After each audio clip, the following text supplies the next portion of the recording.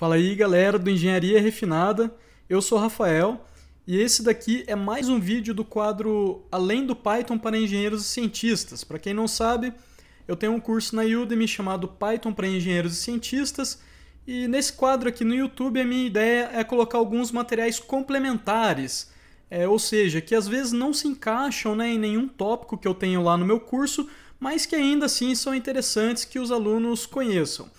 Então a aula de hoje, pessoal, vai ser um aulão sobre Markdown e LaTeX para Jupyter Notebook, que basicamente é o que eu uso para criar o material de vocês. E isso bastante gente me pergunta nas mensagens, poxa, o material tá legal, como que você fez, podia fazer uma aula de Markdown, eu já recebi algumas mensagens dessa no meu curso, que atualmente está com em torno aí de 1.300 pessoas.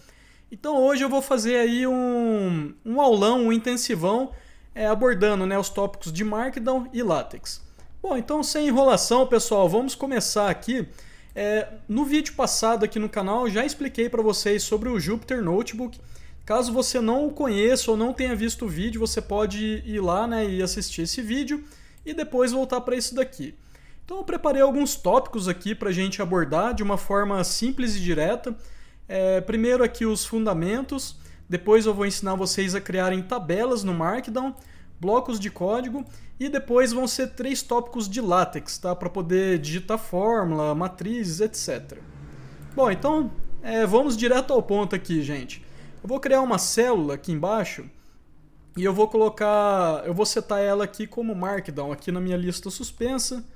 Deixa eu dar um pouquinho de zoom, vamos ver, 125%. Eu acho que tá bom, 125%. Bom, gente, então vamos lá. Como vocês devem estar percebendo aqui, eu já criei alguns títulos para a gente ir trabalhando. E o primeiro básico aqui é como criar títulos. Então, basicamente, gente, para criar títulos no Markdown, a gente usa o símbolo de hashtag aqui. Então, observe que eu coloquei aqui, ele já ficou com um tamanho grande. E eu vou colocar aqui, título 1. Aí eu pulo mais uma linha, coloco 2 hashtags. E esse é o nosso título 2. Mesma coisa aqui. Título 3. Então, basicamente, é assim que a gente cria esses títulos, tá? Eu vou adicionar mais uma célula aqui. E agora vamos ver um pouquinho mais de básicos aqui, pessoal. Negrito, itálico e listas. Então, vou criar um mini texto aqui. Olá, galera. Este é o primeiro tutorial de Markdown. Espero que gostem. Então beleza, pessoal. Eu vou dar um Shift Enter para executar minha célula e tá aqui, a gente tem um pequeno texto aqui. Para colocar uma palavra em negrito, como é que eu faço? Eu coloco asterisco, asterisco na frente da palavra. Observem que toda a linha aqui, todo o resto da linha depois dos 2 asteriscos ficaram em negrito. E aí, para poder fechar só essa palavra, eu coloco asterisco, asterisco de novo. E aí, a gente tem a palavra em negrito. Se eu quiser colocar essa palavra em itálico, basta que a gente coloque somente um asterisco. Então, ela fica em itálico. Eu vou manter ela aqui em negrito.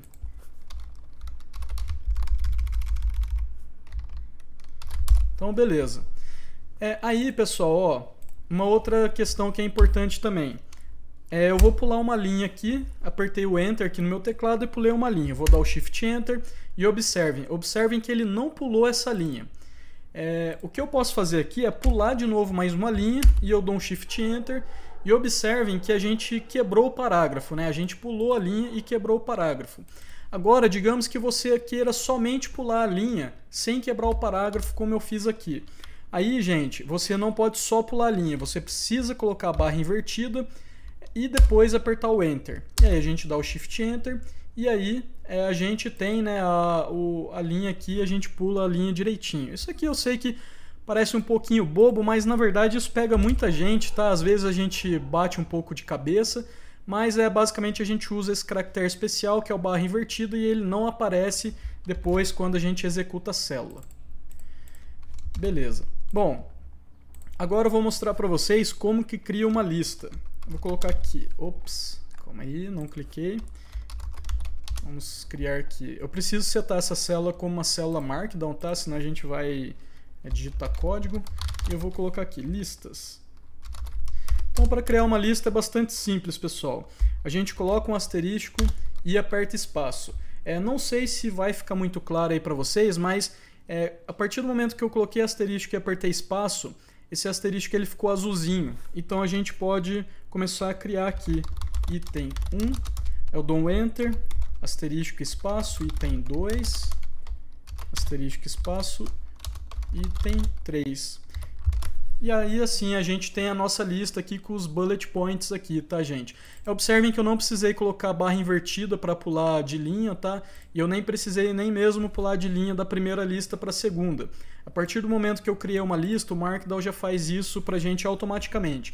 E agora eu acho que está mais claro para vocês, né, que essa lista, os itens estão todos em azul, então isso facilita um pouquinho aí na hora de a gente criar essa lista, tá?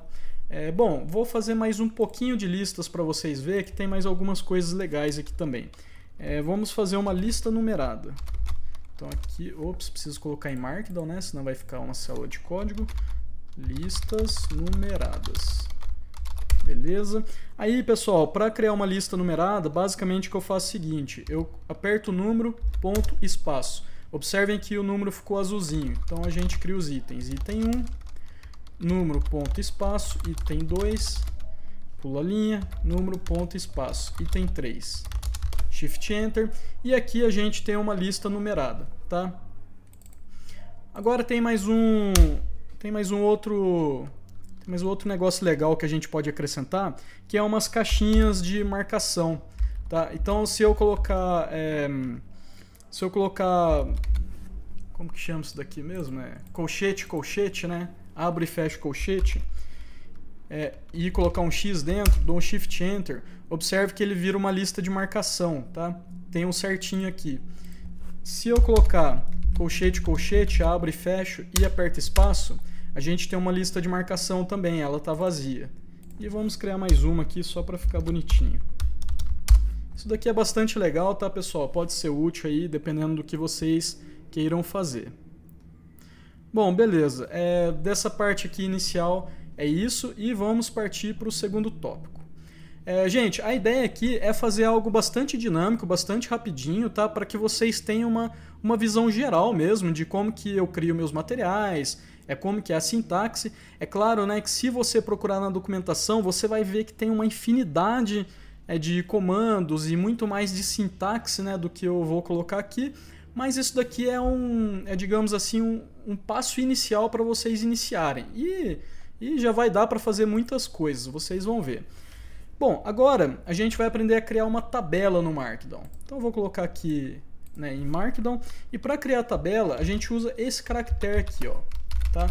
Esse caractere aqui, ele vai ajudar a gente a separar a nossa tabela em colunas. Deixa eu dar um pouquinho de zoom, só para ficar um pouquinho mais claro. Então vou colocar aqui, ó, coluna 1, coluna 2. Esse caractere ele vai sempre ajudar a gente a separar em colunas. Eu vou criar aqui coluna 3. Dou um Shift Enter e observe, pessoal, a tabela ainda não está criada, tá? Para que a tabela esteja criada, a gente tem uma sintaxe para indicar aqui para o Markdown que a gente está criando uma tabela. E a sintaxe é isso daqui, ó. Eu vou colocar 2 pontos, né? Observe que eu pulei a linha e coloquei o caractere aqui de novo. Coloco 2 pontos, 2 traços, e eu já vou mostrar para vocês o que isso significa. 2 pontos e 2 traços, beleza. Pessoal, vamos fazer o seguinte para facilitar aqui. Eu vou criar uma tabela só com 2 colunas. Então eu vou apagar a última coluna aqui e dou um Shift Enter. E beleza, gente. A gente já tem os títulos das colunas, né? Coluna 1, coluna 2 e uma linha aqui. Ela ainda não está com muita cara de tabela, mas a gente vai transformar isso numa tabela. Então eu vou dar 2 cliques aqui de novo na célula, vou dar o Enter e agora a gente vai começar a criar as linhas.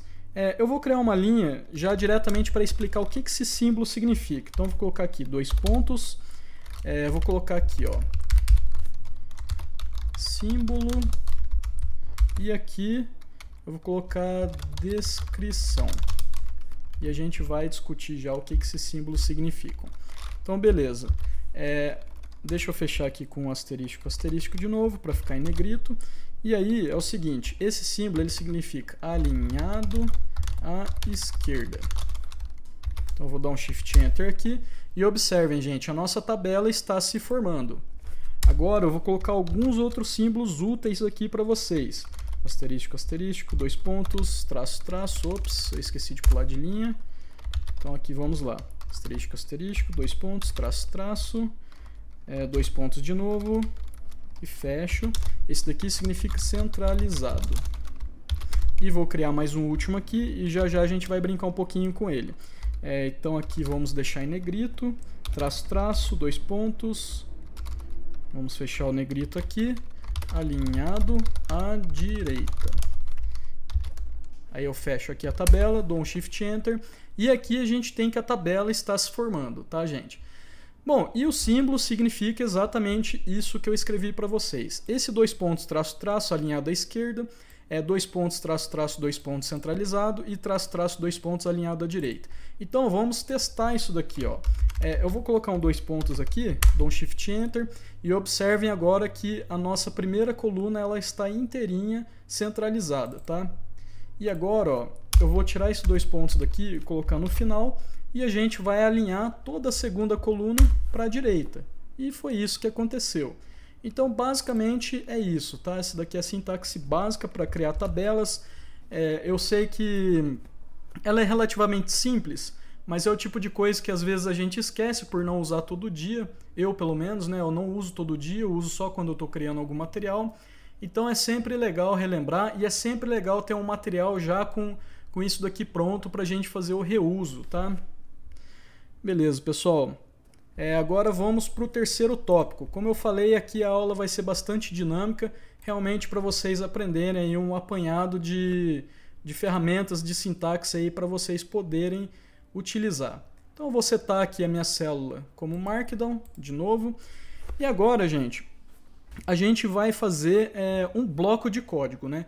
Assim, quando a gente usa o Jupyter Notebook, normalmente a gente não se preocupa muito em fazer um bloco de código porque a gente já tem uma célula de código. Mas mesmo assim, se você estiver criando um material didático, por exemplo, é interessante que você coloque um bloco de código falando, né, que aquela sintaxe é do código. E, pessoal, existe um outro uso muito interessante para isso, que se, por exemplo, né, o Markdown, ele não é utilizado somente dentro do Jupyter Notebook. Um outro exemplo, né, que eu conheço de aplicação que eu uso é no GitHub. Normalmente a gente usa documentos escritos em Markdown para fazer o README de um repositório no GitHub ou mesmo para fazer a documentação. Então isso que eu estou mostrando aqui para vocês, eles podem ser úteis também aí quando vocês estiverem documentando o repositório de vocês no GitHub. Bom, então vamos lá, pessoal. Para criar blocos de código, a gente vai usar isso daqui, ó. Use, e eu vou digitar aqui, acento, acento, acento, tá? Isso daqui são acentos, pessoal. Isso daqui são acentos crases, né? E o acento crase ele tem uma função especial também no Markdown que é para indicar que a gente vai estar escrevendo alguma coisa com uma outra sintaxe. Então ele vai formatar tudo que tiver dentro do bloco. A gente já vai fazer isso já já, tá? Eu vou colocar a barra aqui, porque a barra, quando a gente coloca um caractere especial no Markdown e a gente coloca uma barra na frente desse caractere especial, é como se a gente estivesse indicando que esse caractere não é especial mais. Ó, vou dar um Shift Enter aqui, tá aqui, use acento, acento, acento. Se eu tirar essas barras, ó, só para vocês verem o que acontece, aliás, aqui não aconteceu nada, porque eu não abri e fechei. Bom, então não tem problema. Vamos deixar aqui. Use acento, acento, acento para criar blocos de código. Só que aí tem um problema. Observem que aqui está em marrom claro, né? E eu não quero isso. Aqui é como se eu já estivesse iniciando meu bloco de código. Então, de fato, eu vou colocar barra, barra, barra. Então, beleza. Então tá aqui. Use acento, acento, acento para criar blocos de código. Então vamos lá, pessoal. Eu vou criar um bloquinho de código em Python só para vocês verem que legal que fica a formatação. Então eu coloco aqui acento, acento, acento, acento, acento, acento de novo. Então a gente vai escrever o nosso bloco de código aqui dentro, né? Entre esses dois indicadores, né? Esses dois bloquinhos de acento aqui. Então eu vou colocar aqui, ó, função para adicionar valores. vou criar um código Python aqui dentro, tá, gente? Então, vou colocar aqui def add a,b. Aliás, pessoal, também ó, eu preciso indicar a linguagem que eu estou usando. Então, vou colocar Python aqui. Observem ó, que o próprio Jupyter já formatou aqui para mim. Ó, digitei Python. Então, ele já reconhece que o jogo da velha aqui é um comentário e ele já reconhece a declaração de função, o nome da função e tudo mais. Se eu dar Enter, olha que legal que acontece. A gente já tem a indentação certinha aqui. Então, vou colocar aqui return A mais B. Dou um Shift Enter. E olha só que bonito que fica, gente. A gente tem aqui uma célula documentada, só que com a sintaxe... aliás, não é com a sintaxe, né? A sintaxe é a gente que manda. Mas é com a formatação já do Python, né? A gente bate o olho e a gente sabe que é Python. Então isso daqui pode ser bastante útil. Para mim, no geral, é útil no GitHub, mas mesmo aqui no Jupyter, se você estiver documentando, né, um material, criando um material e quiser colocar alguns exemplos na parte de documentação, você pode fazer dessa forma. Ou também fazer uma célula de código, né? Como preferir. Pessoal, vamos lá então, sem parar. Vamos agora começar um pouquinho aqui sobre LaTeX, né? Aqui, ó, o Jupyter Notebook, essas células de documentação, ela não tem só a sintaxe do Markdown. A gente também pode fazer fórmulas utilizando aqui o LaTeX, e isso é bastante interessante. Então, principalmente se você já é acostumado com LaTeX, né? Isso aí é uma mão na roda para poder usar aqui no Jupyter Notebook também. Eu particularmente usei o LaTeX muito poucas vezes, tá? Tanto que eu não sei nem se é LaTeX ou se é LaTeX que fala, até hoje eu não sei disso. Mas eu uso bastante a sintaxe aqui dentro dos Jupyter Notebooks para poder fazer documentação mesmo. Então, pessoal, vamos começar pelos básicos aqui, né? A gente vai fazer algumas formulinhas simples e eu vou mostrar para vocês como que a gente faz subscrito, sobrescrito, etc. Bom, para poder fazer, né, indicar que a gente está criando uma fórmula de LaTeX, a gente tem que usar esse símbolo aqui do cifrão. É o cifrão que fala? Eu acho que é esse cifrão. A gente precisa usar esse símbolo. Então, a partir do momento que a gente usa esse símbolo, a gente está falando aqui para o Jupyter Notebook que a gente está fazendo uma fórmula, né? Uma fórmula matemática em formato LaTeX. E pessoal, ó, lembrando que a lista suspensa aqui tem que estar em Markdown, tá? Então eu vou colocar aqui, ó, A1. Não, vou criar aqui, ó. Vamos fazer o seguinte. Este é um polinômio de segundo grau, para ficar mais bonitinho. Aí eu vou criar um polinômio de segundo grau. Então, ó, eu coloco aqui o símbolo e agora a gente cria o nosso polinômio. AX, para poder fazer o sobrescrito, pessoal, eu coloco o acento circunflexo. Então vai ficar AX ao quadrado mais... Aliás, não vou dar espaço só para vocês observarem uma coisa. Mais BX mais C igual a 0. E aí eu preciso fechar de novo com esse símbolo aqui. Eu aperto um Shift Enter e observe que a fórmula ela fica bastante interessante aqui, tá? Deixa eu colocar alguma célula só para a gente separar aqui. Então observem que a fórmula ela fica com um formato super bonitinho, tá? E esse formato ele já é corrigido automaticamente aqui pelo nosso editor de texto, ó. Por exemplo, se eu der vários espaços aqui, dar um Shift Enter, ele ainda fica com a mesma indentação aqui, ele fica super bonitinho. Então, isso aqui é bastante legal, tá? Então, beleza. Bom, aqui, né, quando a gente coloca somente um cifrão, a gente está indicando para o Markdown que a gente vai fazer a fórmula matemática exatamente na mesma linha onde a gente está fazendo o texto. Se a gente colocar dois cifrões aqui e aqui também, né, precisa abrir e fechar, a gente está indicando que essa fórmula ela vai ir para uma linha separada. Então eu vou dar um Shift Enter e aqui, pessoal, a gente tem uma linha aqui que está separada da linha anterior, tá? Então beleza, essa daqui foi a parte mais básica de fórmulas, então a gente já pode passar para o seguinte. Deixa eu adicionar mais uma célula aqui, adicionar mais algumas na verdade. E agora a gente vai ver aqui alguns caracteres especiais, como que a gente faz letras gregas, etc. Porque quem digita fórmula, né, principalmente cursos de exatas, Normalmente a gente precisa muito de letras gregas, divisão, caracteres especiais, etc. Então a gente vai ver isso daqui, vou mostrar para vocês. Primeiro aqui de novo, né, a gente está na nova célula, eu preciso aqui na lista suspensa indicar que é Markdown, então eu coloco Markdown aqui e vamos lá, pessoal, cifrão, cifrão. E o primeiro aqui que a gente vai fazer, bom, vamos fazer na ordem, né, eu vou fazer aqui vou fazer uma divisão, bom, dei 2 cliques aqui. E se vocês observarem, eu estou utilizando o título 2, né? Então eu vou criar aqui uma divisão, tá, pessoal? Digamos que eu quero fazer A dividido por B. Fecha aqui, dou um Shift Enter. Observem que essa sintaxe aqui ela não funciona, tá? Então, como é que eu faço? Eu faço o seguinte, pessoal. Lembra que eu comentei, na verdade eu comentei para o Markdown, mas para o LaTeX também vale. Quando a gente quer colocar algum caractere especial ou alguns comandos especiais no LaTeX, a gente coloca barra invertida, tá? E aí o comando para divisão é o frac. Então a gente colocou barra invertida frac, a gente está indicando que a gente vai fazer uma divisão. Se eu der um Shift Enter, aqui ainda não aparece nada porque a gente precisa efetivamente criar, né, a nossa divisão.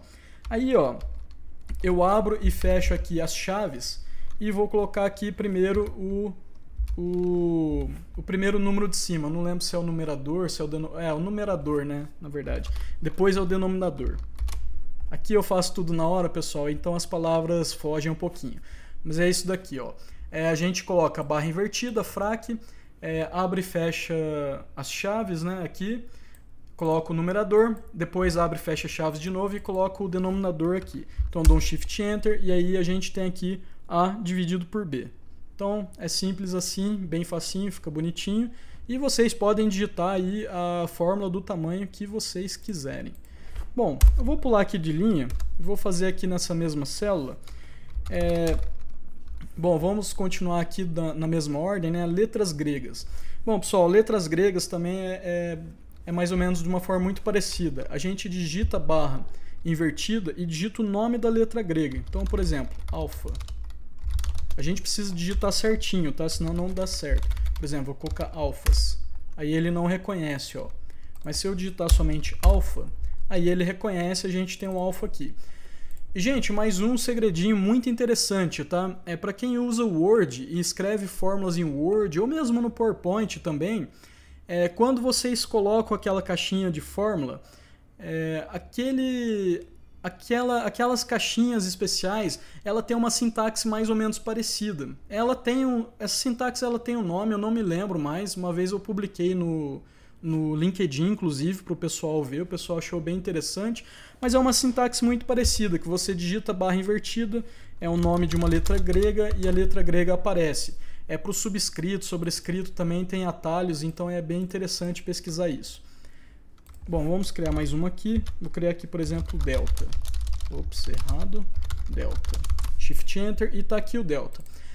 Observem também, gente, que essas daqui são letras gregas minúsculas, tá? Se você quiser digitar uma letra grega maiúscula, é parecido, só que você digita a primeira letra em maiúsculo. Então, por exemplo, gama, ou mesmo delta, né? Eu digitei o D maiúsculo, depois tudo minúsculo, e aí a letra grega aqui vai virar maiúsculo.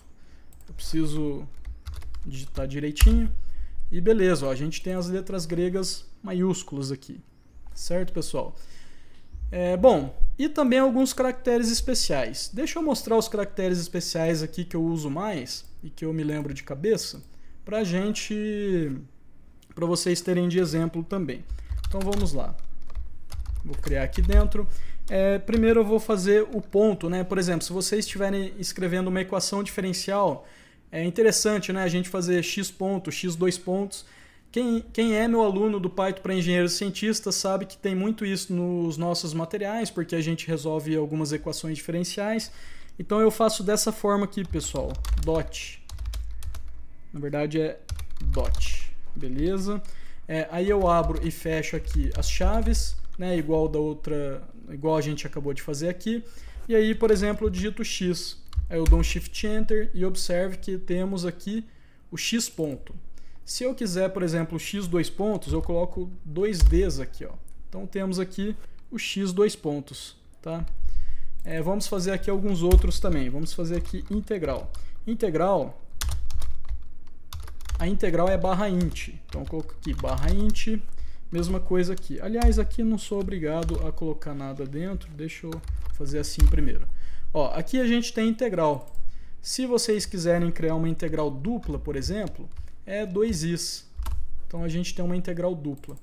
Se vocês quiserem criar uma integral definida, é parecido com o que a gente fez lá no sobrescrito e subscrito. Então eu vou fazer aqui um subscrito de A e aqui um sobrescrito até B.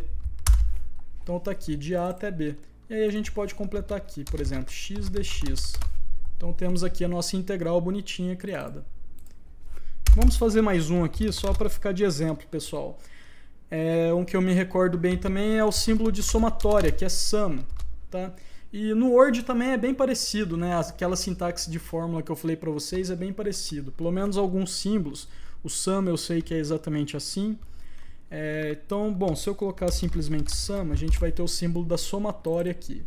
E aí, para poder, né, criar ali um intervalo definido também é parecido com o que a gente fez aqui. Então, por exemplo, eu quero que vá de 0 a n.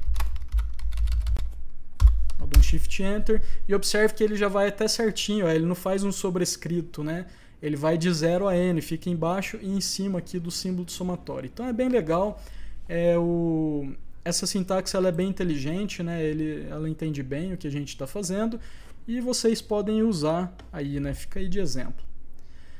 Bom, pessoal, vamos passar aqui para a parte final aqui do nosso aulão de Markdown. Se vocês estão gostando, né, já vale lembrar, deixa aquele like, se inscrevam e principalmente, pessoal, compartilhem com os amigos, compartilhem nos grupos de WhatsApp, porque isso me ajuda a trazer mais materiais para vocês, tá? O canal ainda é novo e está crescendo. Então vamos lá, pessoal, para criar matrizes. Eu uso bastante, eu acho bem interessante também.